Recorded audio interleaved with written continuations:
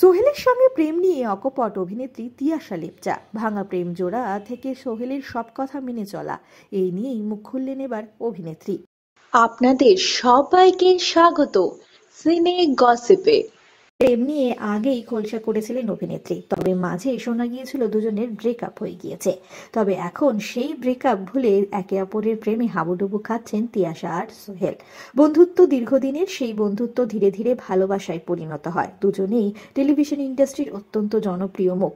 তিয়াশাকে বর্তমানে দেখা যাচ্ছে রসনাই ধারাবাহিকে, তো সোহেল কাজ করছেন মিত্তির বাড়ি ধারাবাহিকে। 2023 সালে সোহেলের সঙ্গে প্রেমের খবরে শিলমোহর বসিয়েছিলেন অভিনেত্রী, কিন্তু মাস কয়েক যেতে না যেতেই ছন্দপতন হয়। মন ভাগে দুজনের ইঙ্গিতেই বুঝিয়ে দিয়েছেন অভিনেত্রী যে দুজনের মধ্যে তৈরি হয়েছে দূরত্ব। তবে এই বছর বোঝা যাচ্ছে দুজনের ভালোবাসা আবার জুড়ে গিয়েছে। সোহেলের জন্মদিনেও দেখা গিয়েছিল তিয়াশাকে সোহেলের পাশে, প্রেম দিবসেও দেখা গিয়েছে সোহেল আর তিয়াশাকে একসঙ্গে। উপহারে বসিয়েছেন তিয়াশাকে সোহেল, চকলেট, ফুল দিয়েছেন উপহারে। অভিনেত্রীর সঙ্গে যোগাযোগ করা হয় তার প্রেম বিষয়ে জানবার জন্য। অকপট তিনি জানিয়েছেন দুজনে প্রেম করছেন।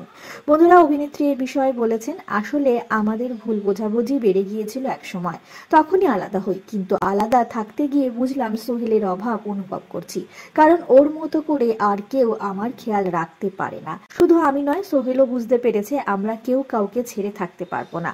প্রেম ভাঙার ক্ষেত্রে অবশ্য নিজেকেই দায়ী করেছেন অভিনেত্রী। সে বিষয়ে তিনি বলেছেন, বিচ্ছেদের পর বুঝেছি ওর কথা এক বাক্যে মেনে চলবো।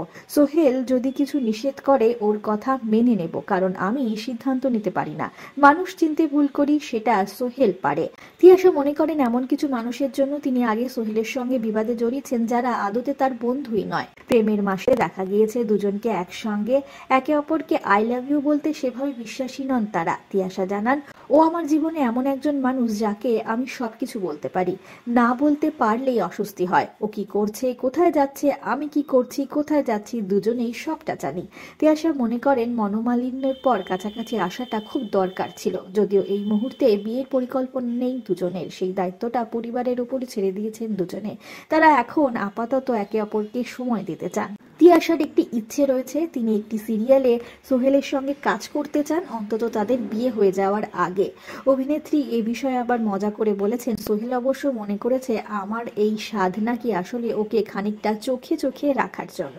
সোহেল আর তিয়াশার জুটি আপনাদের কেমন লাগে আমরা হলাম বিনোদন সিনে গসিপ।